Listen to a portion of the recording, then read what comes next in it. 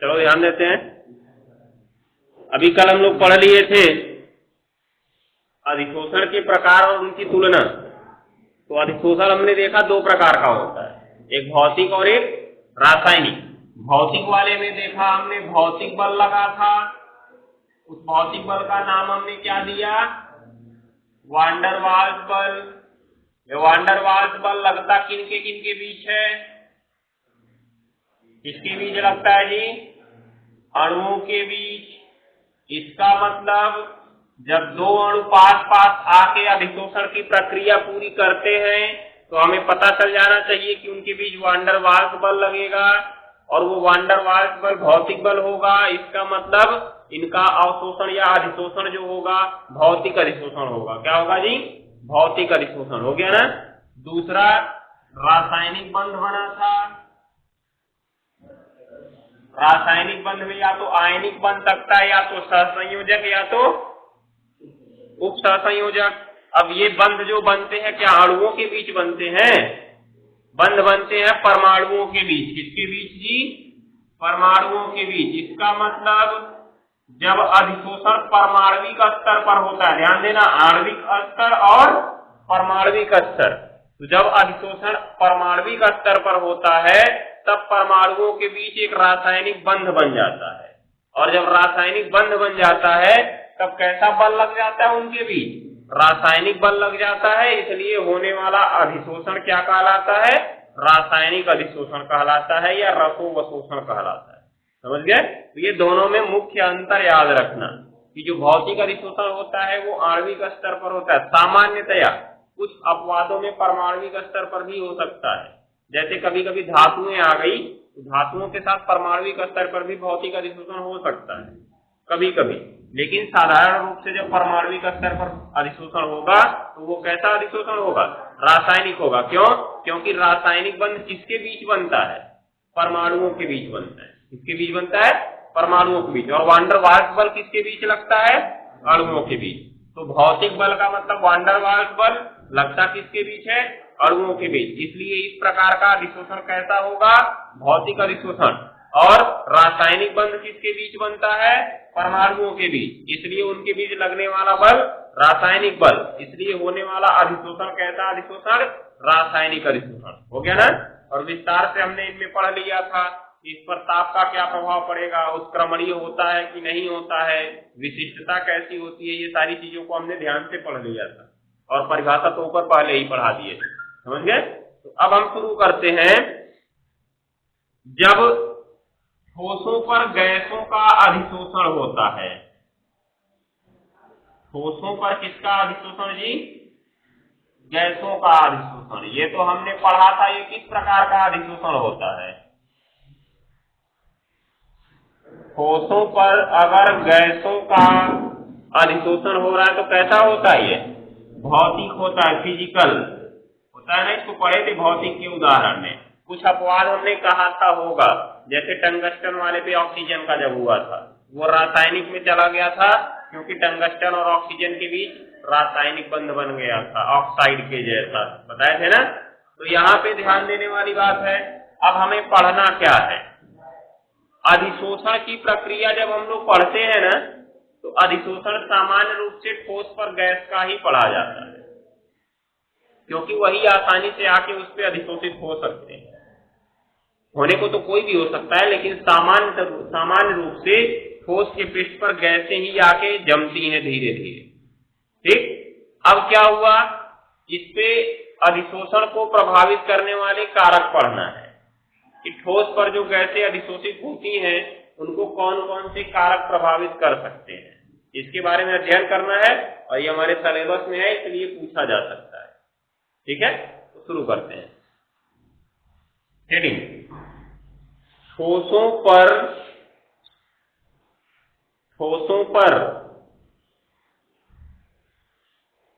गैसों के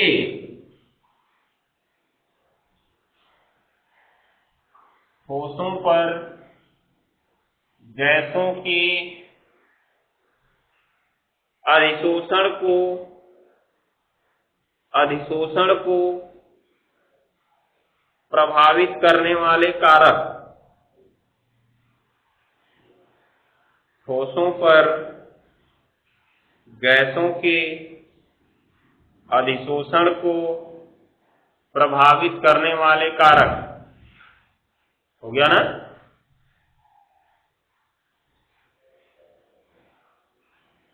हो गया। पहले तो देखो ताप ही देखते हैं। ताप ताप कैसे प्रभावित करेगा? भौतिक अधिशोषण में हमने देखा था। भौतिक अधिशोषण में हमने देखा कम ताप पर अधिक होगा और जैसे जैसे ताप बढ़ाएंगे विशोषण बढ़ेगा। बढ़ेगा ना? जैसे एक मान लो हम वक्र बनाए, वक्र ये प्रकार से, ये आगे जाने पर ताप बढ़ेगा और ऊपर जाने पर कौन बढ़ेगा जी? अधिशोषण बढ़ेगा। बढ़ेगा ना? अब जब ताप कम होता है तो अधिशोषण बहुत अधिक रहेगा। होगा ना? ताप तुम जैसे जैसे मतलब आगे बढ़ाते जाओगे ये अधिशोषण की लाइन नीचे आती जाएगी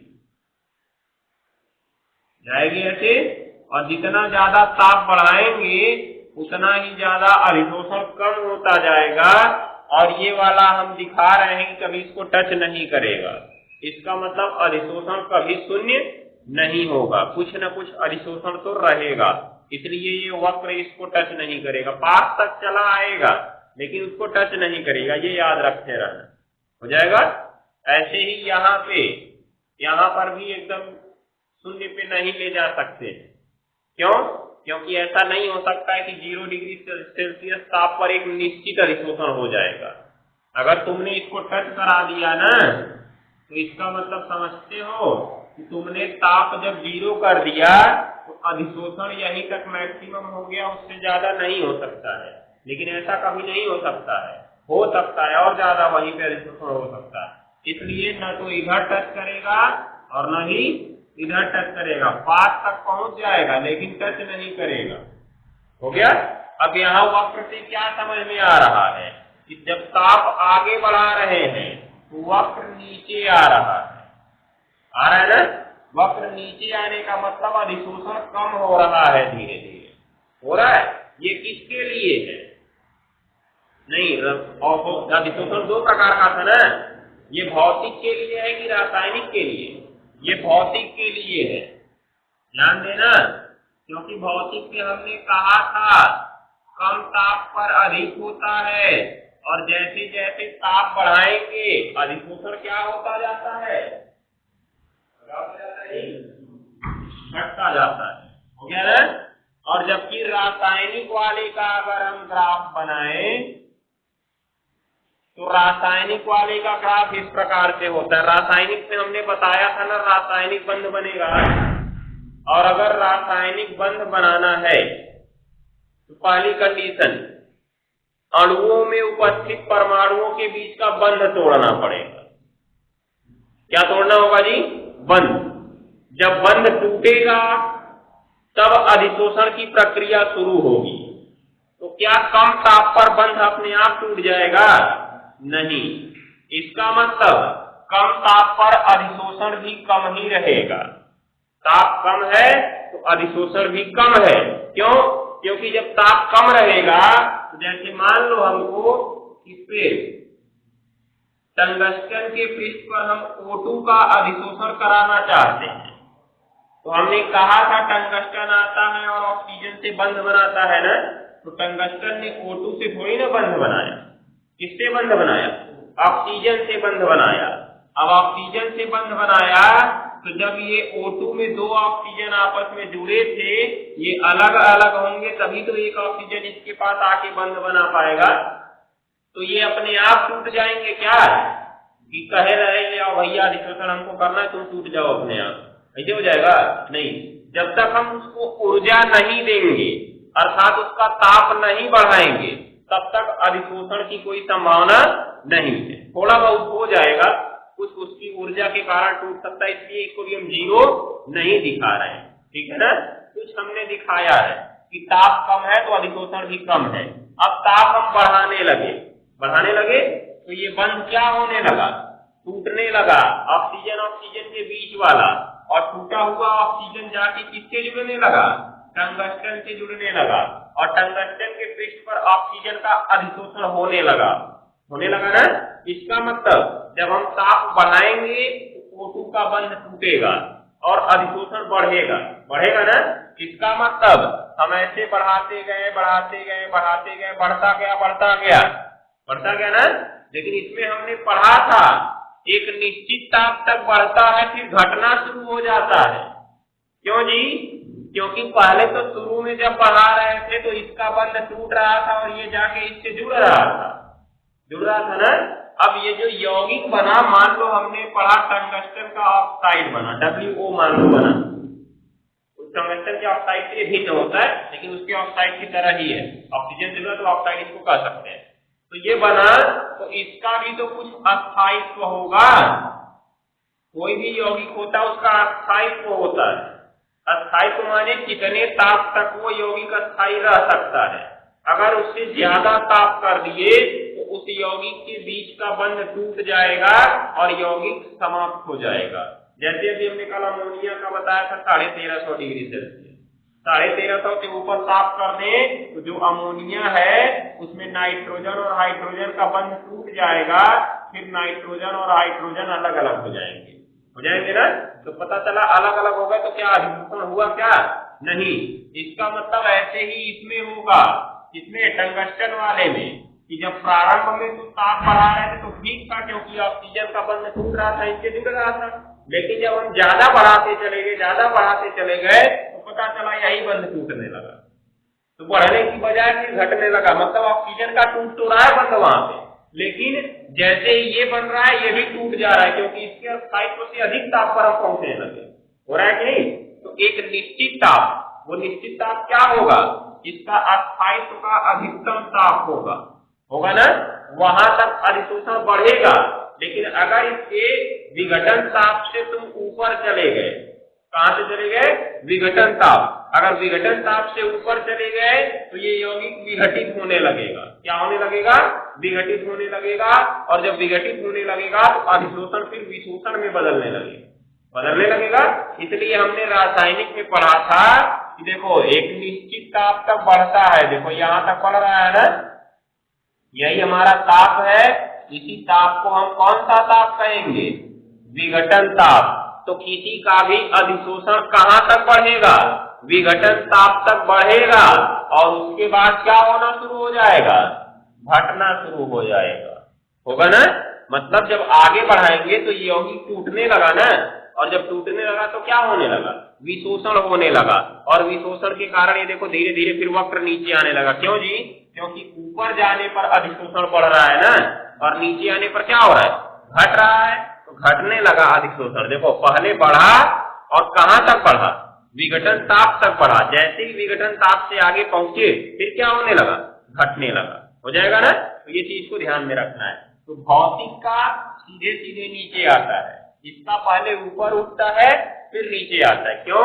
क्योंकि इसमें पहले जो ताप बढ़ता है वो बंध टूटने के कारण नया यौगिक बनाने के काम आता है, लेकिन जब बने हुए नए यौगिक के विघटन ताप से हम ऊपर जाने लगते हैं तो यौगिक भी टूटने लगता है, और जब यौगिक टूटने लगेगा तो क्या वो अपने सतह पर उनको चिपका के रख पाएगा, नहीं। जब ये टूटने लगा, इनके बीच का बंध नहीं टूट गया तो फिर छोड़ देगा, क्योंकि ये आपस में जुड़े किस कारण से, जो बंध बना था उसी कारण से तो जुड़े थे। बंध टूट गया तो ये भी भाग गया, हो गया कि नहीं हो गया। तो इसलिए विघटन ताप से ऊपर जाने पर अधिशोषण कम होने लगता है। तो ये भौतिक का था, और ये किसका था, रासायनिक का था। हो गया। तो लिखेंगे हम लोग,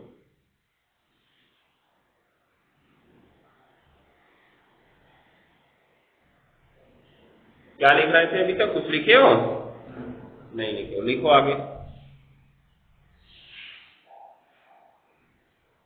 लिखो, हेडिंग देखो, नहीं लिखे हो, बस हेडिंग यही लिखी हो ना, प्रभावित करने वाले कारक। हेडिंग तो आप लिखी हो, पहली हेडिंग लिखो ताप का प्रभाव, ताप का प्रभाव। ताप का प्रभाव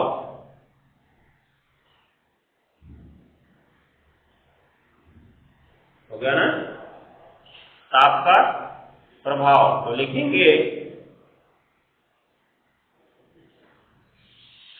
जब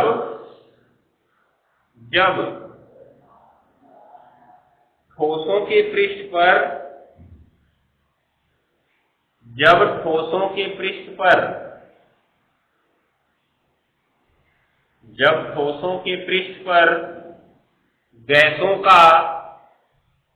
गैसों का भौतिक अधिशोषण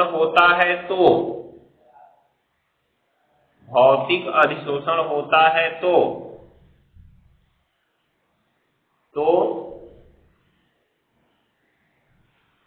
ताप वृद्धि के साथ अधिशोषण की मात्रा घटती जाती है। ताप वृद्धि के साथ अधिशोषण की मात्रा घटती जाती है। ताप वृद्धि के साथ अधिशोषण की मात्रा घटती जाती है। हो गया ना, ये चीज को ध्यान में रखना है।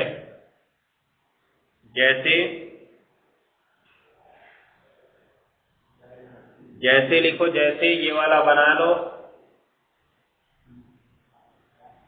क्या हुआ, जैसे इसको बनाओ, ये वाला भौतिक वाला, फिजिकल। इसमें देख क्या रहे हो, क्या समझ रहे हो, ये आगे जाने पे ताप बढ़ रहा है, ऊपर जाने पे क्या बढ़ रहा है, अधिशोषण बढ़ रहा है। यहाँ पे होगा 0, दोनों 0 0 होंगे। जब ताप निकटतम है 0 के, मतलब कम है, तब अधिशोषण देखो अधिकतम है ना। जैसे जैसे ताप बढ़ रहा है, ये वक्र कहाँ आ रहा है, नीचे आ रहा है, इसका मतलब अधिशोषण घट रहा है। ये कौन सा है, भौतिक है।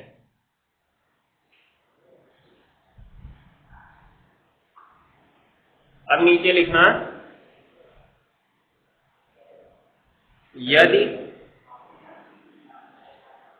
यदि रासायनिक अधिशोषण होता है तो, यदि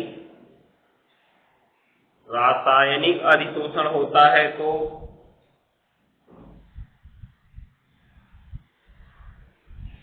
यदि रासायनिक अधिशोषण होता है तो ताप बढ़ाने पर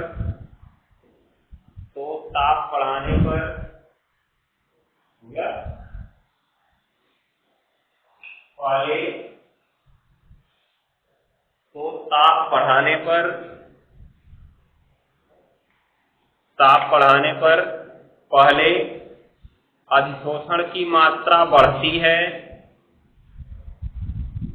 अधिशोषण की मात्रा बढ़ती है,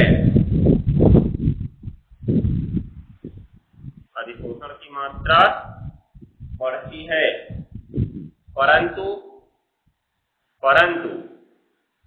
विघटन ताप से ऊपर जाने पर, विघटन ताप से ऊपर जाने पर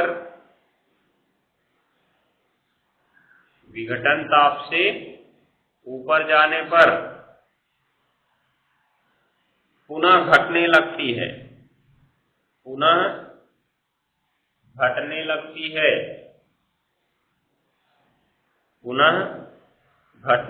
है, हो गया। जैसे ये वाला बना लो, रासायनिक अधिशोषण।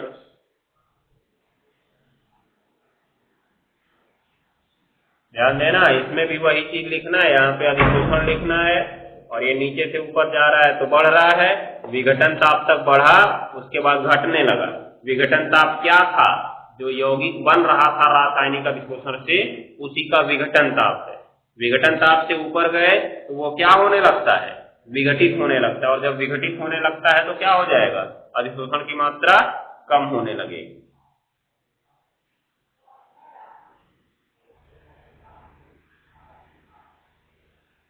दूसरा नंबर लिखो,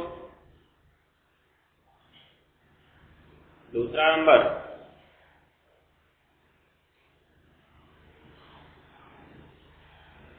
दाब का प्रभाव, दाब का प्रभाव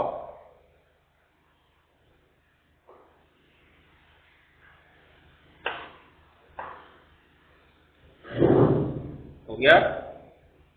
लिखो, दाब बढ़ाने पर,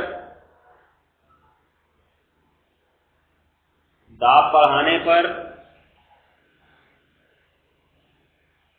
अधिशोषण की मात्रा बढ़ती है, अधिशोषण की मात्रा बढ़ती है।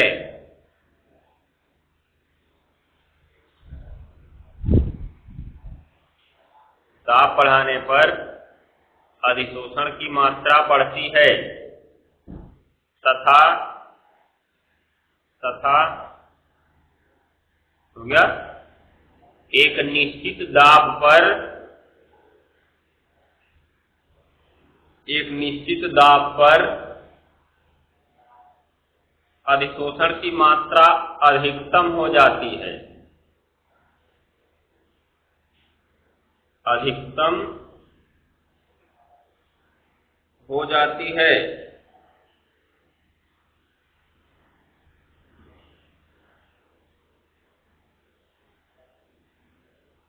हो गया, अर्थात इसके आगे दाब बढ़ाने पर, अर्थात इसके आगे दाब बढ़ाने पर अधिशोषण की मात्रा में, अधिशोषण की मात्रा में कोई परिवर्तन नहीं होगा, अधिशोषण की मात्रा में कोई परिवर्तन नहीं होगा।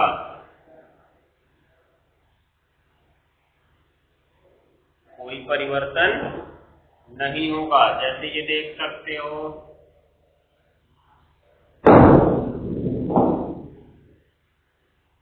ये दाब है, आगे जाने पे बढ़ेगा और ऊपर जाने पे कौन बढ़ेगा जी? अधिशोषण बढ़ेगा। जब दाब कम है तो अधिशोषण भी कम है, ठीक है। दाब बढ़ाते बढ़ाते बढ़ाते चले गए तो देखो ऐसे अधिशोषण बढ़ रहा है, बढ़ रहा अभी ना। एक समय ऐसा आएगा ये एकदम सीधा हो जाएगा, देख रहे हो। माने तो तुम दाब बढ़ाते जाओ, अधिशोषण ऊपर ही नहीं बढ़ेगा, ऐसी प्रक्रिया यहाँ पे हुई, दिख रहा है। इसके आगे वक्र एकदम सीधा है, मतलब दाब आगे बढ़ता जा रहा है परंतु अधिशोषण ऊपर बढ़ने का नाम ही नहीं ले रहा है, ठीक है। तो जिस दाब पर ये स्थिर हुआ, यहाँ पे हुआ ना, यही इसका मैक्सिमम है। यही पॉइंट जो है मैक्सिमम है, ध्यान देना। हो गया, इससे आगे नहीं बढ़ेगा। हो गया, दाब हम चाहे जितना बढ़ा लें। अब क्या हुआ, जिस दाब पर ये प्रक्रिया हुई उसे हम कहेंगे संतृप्त दाब बिंदु। मतलब जिस दाब पर अधिशोषण की मात्रा अधिकतम हो गई उसे हम क्या कहेंगे? संतृप्त दाब कहेंगे। कहते हैं अब तृप्त हो गए। भोजन करते हो तो भोजन जब करा लेते हो पंडित जी को, पंडित जी कहते हैं तृप्त हो गए, जब 51 रुपये मिल जाता है तो नहीं मिलता तब तक तृप्त नहीं रहते हैं, समझ गए। तो जब दक्षिणा दे दिए तभी तृप्त होते हैं, मतलब उन्होंने कहा आप तृप्त हो गए, अर्थात इससे ज्यादा अब हम नहीं कर सकते हैं। वही चीज यहाँ पे है, ये तृप्त हो चुका है, अर्थात अधिशोषण अब इससे ज्यादा नहीं बढ़ेगा। दाब हम भले ही बढ़ाते चले जाएं, दाब बढ़ाते जाओ कोई फर्क नहीं पड़ेगा, अधिशोषण अब निश्चित हो चुका है। तो वह न्यूनतम दाब जिस पर अधिशोषण अधिकतम हो गया है ना, क्या कहलाता है? संतृप्त दाब कहलाता है। तो क्या लिखे इसमें?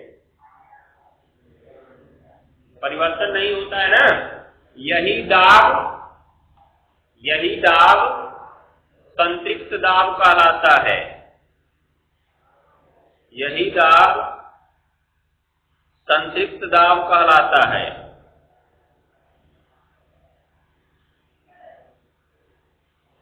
हो गया ना? इसे निम्न वक्र से समझ सकते हैं। इसे निम्न वक्र से समझ सकते हैं। ये बना लो, ये वाला वक्र।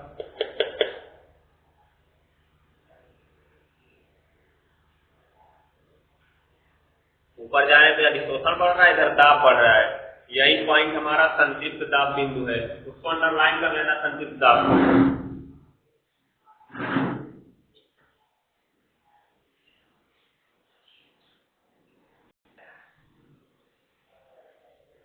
चलो अब लिखो तीसरा नंबर।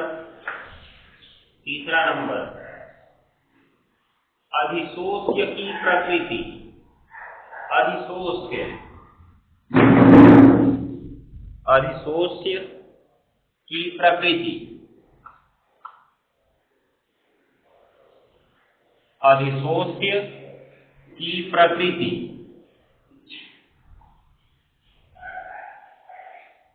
हो गया? अधिशोष्य की प्रकृति।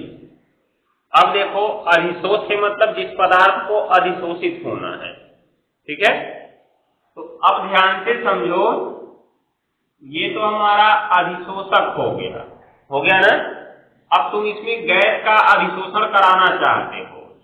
एक छोटी छोटी गैस ले आओ, एक थोड़ा उससे बड़ा ले आओ, एक थोड़ा और बड़ा ले आओ।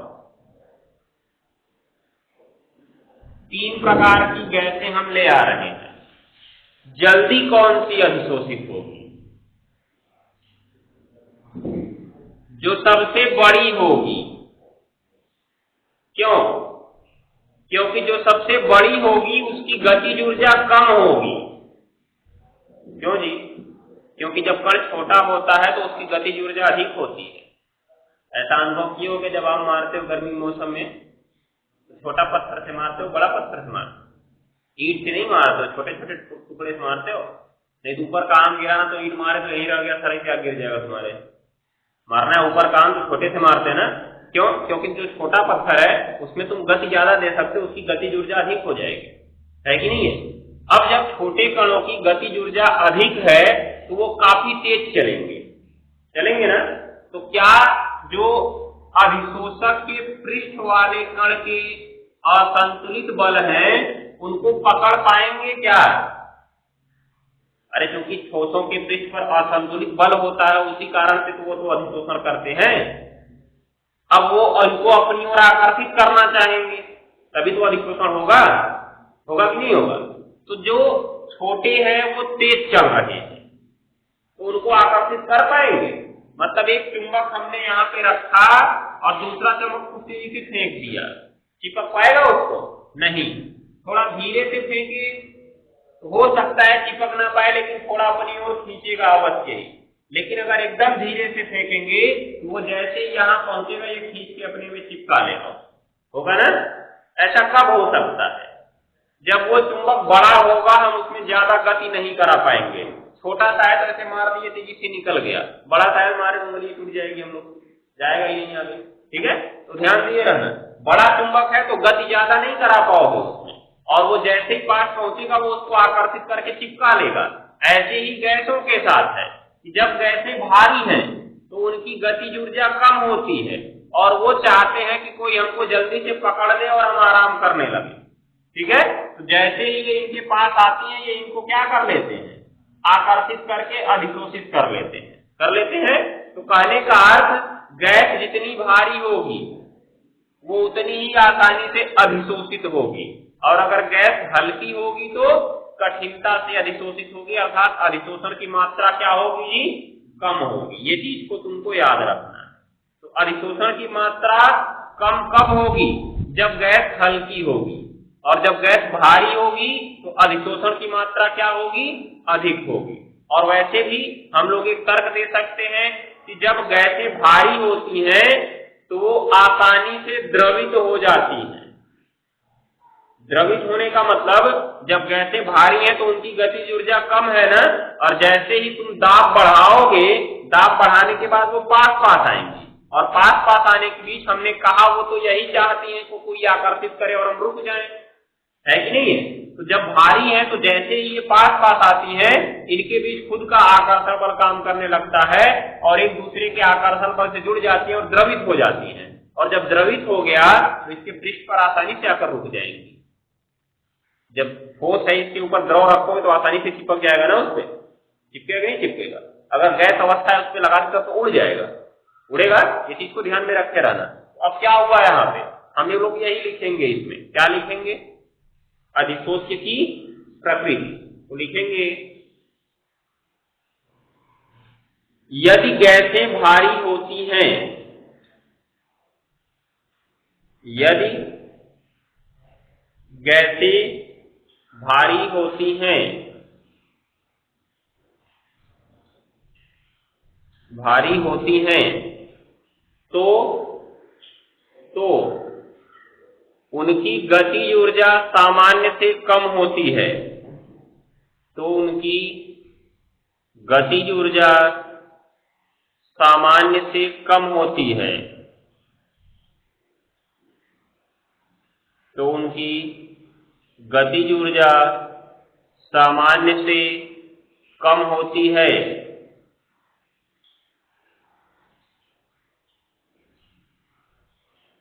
तो उनकी गतिज ऊर्जा सामान्य से कम होती है, जिससे उनका क्रांतिक ताप भी कम होता है, क्रांतिक ताप भी कम होता है, जिससे उनका क्रांतिक ताप भी कम होता है। हो गया? और वे आसानी से द्रवित हो जाती हैं, और वे आसानी से द्रवित हो जाती हैं, और वे आसानी से द्रवित हो जाती हैं। हो गया ना? तथा ठोसों के पृष्ठ पर आसानी से अधिशोषित हो जाती हैं, ठोसों के पृष्ठ पर आसानी से अधिशोषित हो जाती हैं।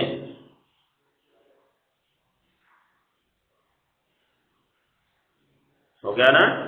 तो आसानी से अधिशोषित कब होंगी? जब वो भारी होंगी। क्या होंगी? भारी होंगी। या कहें तो आसानी से अधिशोषित कब होंगी? जब उनकी गतिज ऊर्जा कम होगी।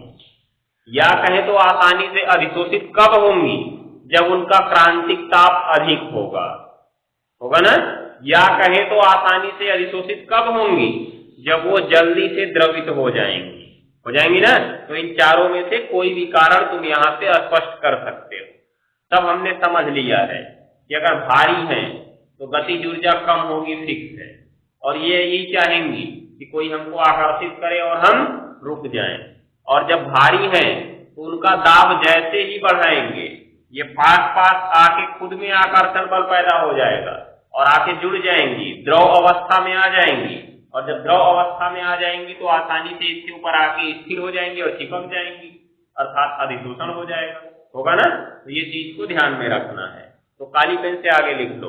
अतः हम कह सकते हैं कि अतः हम कह सकते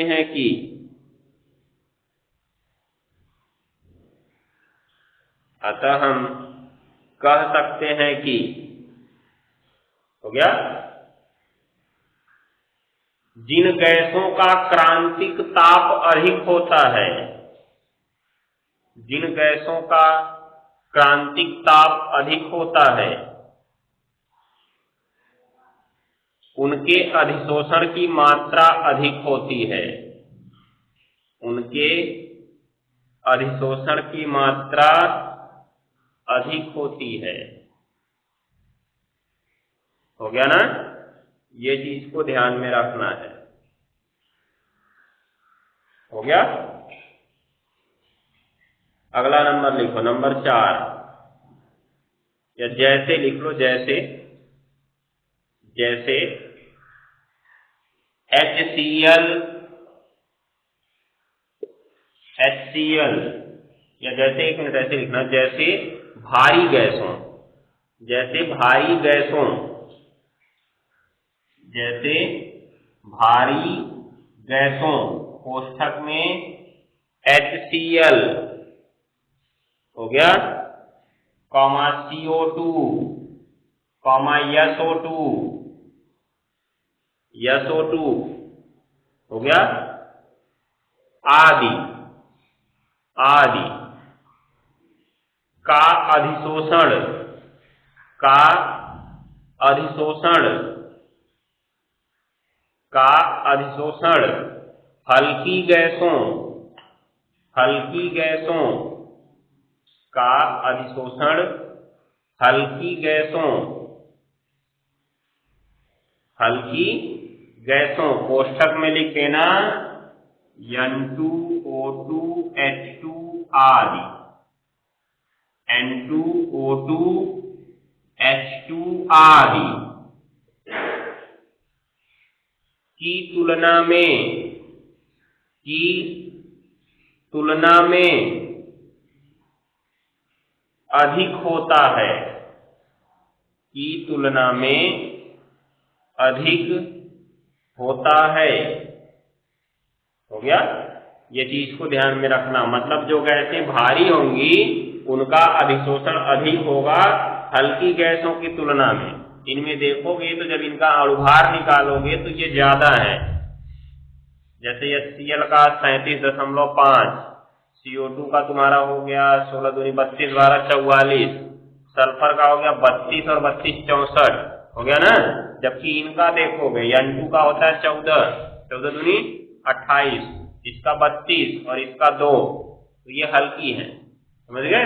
इसलिए इनका अधिशोषण क्या होगा, कम होगा, और जबकि भारी गैसों का अधिशोषण क्या होता है, अधिक होता है। ये याद रखना है। अगला पॉइंट 4 नंबर, ये तो अभी अधिशोष्य की प्रकृति थी, तो इसमें अधिशोष्य कौन था, गैस। क्योंकि हम क्या पढ़ रहे हैं, हेडिंग क्या है हमारा, ठोस पृष्ठों पर किसका अधिशोषण, गैसों का अधिशोषण। तो किस पर अधिशोषण हो रहा है जी, ठोस पर हो रहा है ना, तो ये अधिशोषक है।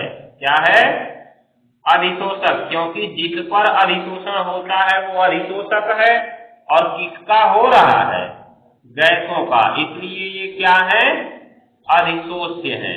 तो अधिशोष्य में हमने किसका अध्ययन किया, गैसों का अध्ययन किया, तभी तो उसमें बताया कि जो गैसें भारी होती हैं। अब किसका अध्ययन करें, अधिशोषक का, किसका, अधिशोषक। तो लिखो अधिशोषक की प्रकृति, अधिशोषक की प्रकृति।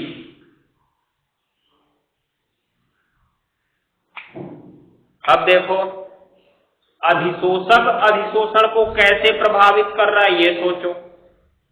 अधिशोषक जो है अधिशोषण को कैसे प्रभावित कर रहा है, ये देखना है ना हमें। अब इसके लिए ध्यान से समझना होगा, क्योंकि अधिशोषण पृष्ठ पर होता है ना, और पृष्ठ पर उपस्थित किन बलों के कारण होता है, असंतुलित बलों के कारण होता है।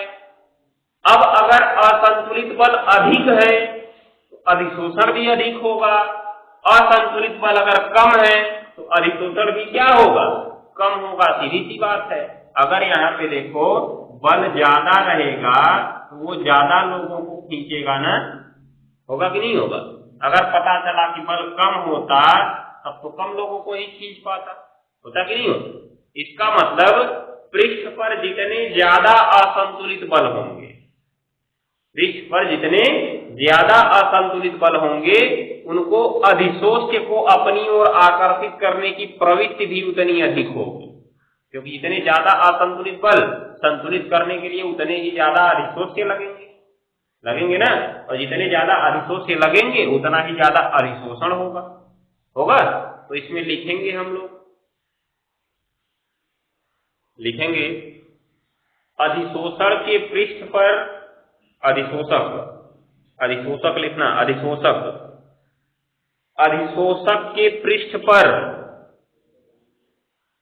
अधिशोषक के पृष्ठ पर, हो गया।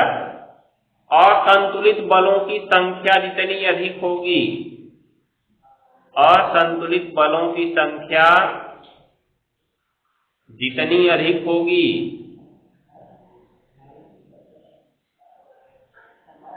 जितनी अधिक होगी,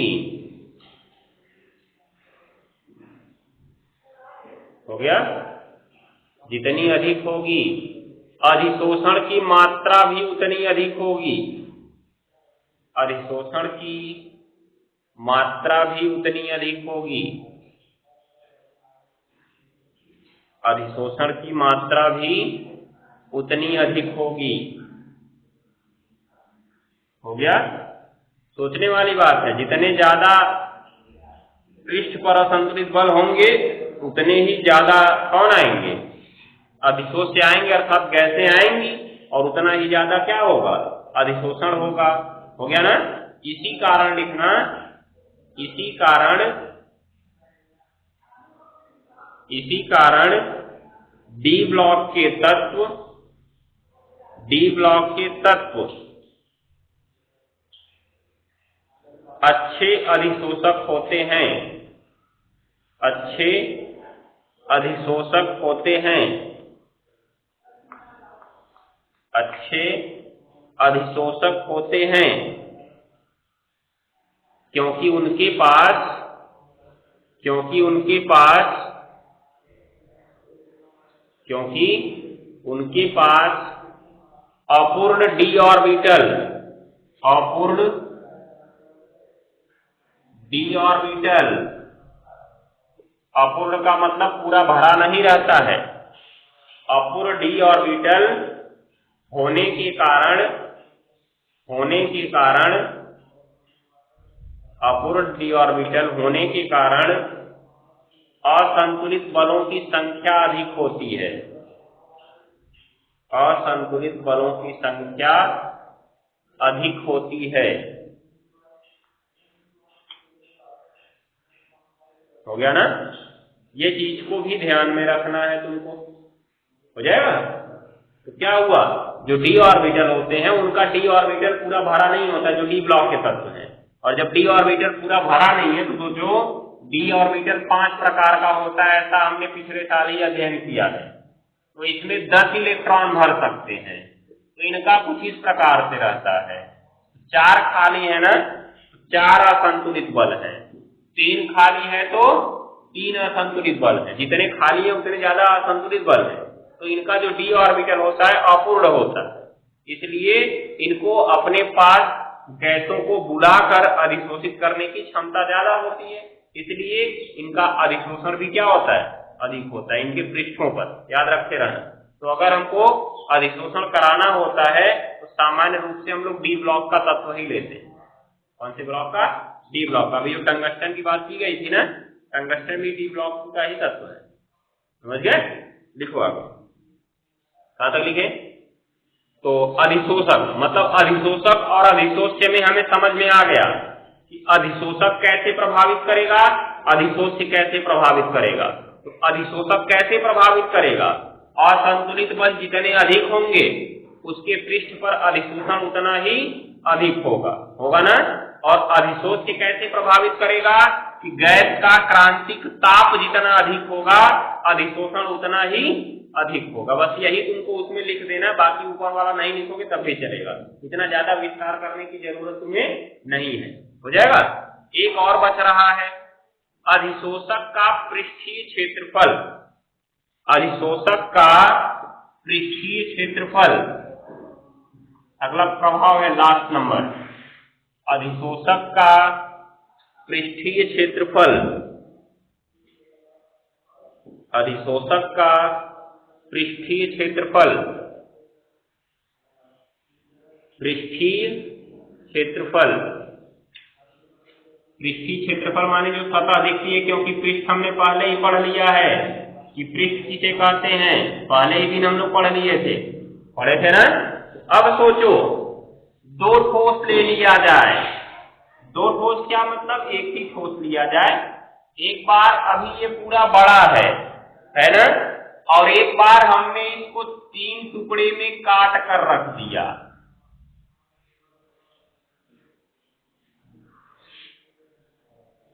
है वही, बस हमने इसको 3 टुकड़े में काट दिया है, हो गया ना। अब बताओ अधिशोषण ज्यादा कहाँ होगा, इधर वाले में। क्यों जी, क्योंकि अधिशोषण एक पृष्ठीय प्रक्रिया है। कैसी प्रक्रिया है, तो अब देखो, जब पूरा काटे थे तो इतना दिखा, इतना दिखा और इतना दिखा, दिख रहा है ना। जब पूरा एक साथ था तो इसमें भी देखो, ये वाला तो दिख ही रहा है जो यहाँ था, ये इतना दिख रहा है, इतना दिख रहा है, इतना दिख रहा है, इतना, इतना, इतना और इतना, ये तो इसके बराबर हो गया इतना।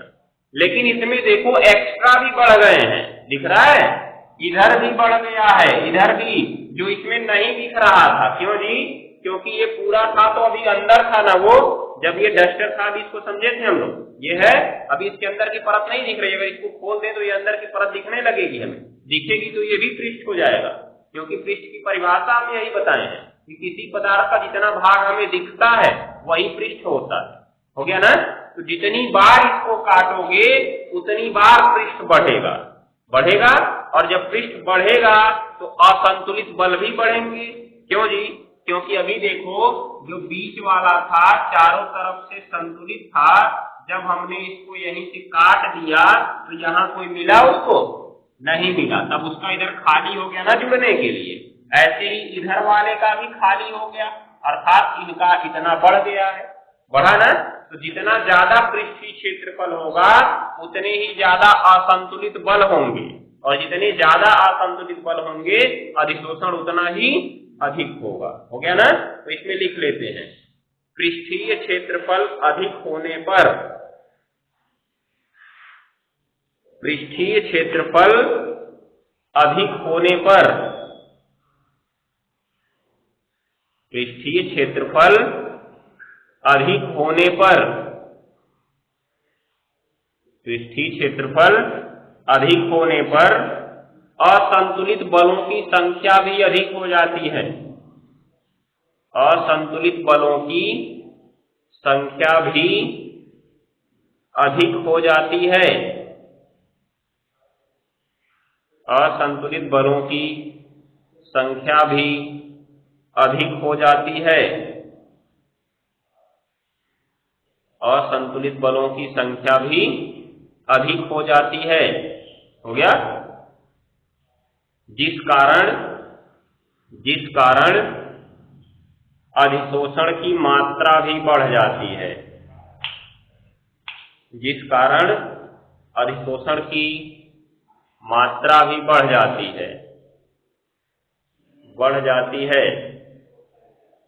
हो गया। आगे काली पेन से लिख लो। अतः हम कह सकते हैं कि पृष्ठीय क्षेत्रफल अधिक होने पर, पृष्ठीय क्षेत्रफल अधिक होने पर, पृष्ठीय क्षेत्रफल अधिक होने पर, पृष्ठीय क्षेत्रफल अधिक होने पर क्या होगा, अधिशोषण की मात्रा अधिक होगी, अधिशोषण की मात्रा अधिक होगी। बस पहला खंड समाप्त हो गया। दूसरा खंड हमें उत्प्रेरण और उत्प्रेरक पढ़ना नहीं है, न तो एंजाइम उत्प्रेरण पढ़ना है, एंजाइम उत्प्रेरण के बाद उत्प्रेरण के सिद्धांत भी नहीं पढ़ना है, उत्प्रेरण का सिद्धांत नहीं पढ़ना है। उसके बाद अब हमें पढ़ना है कोलाइडी अवस्था। तो अगला खंड हमारा शुरू होगा कोलाइडी अवस्था, ठीक है। कल शुरू करेंगे इसको।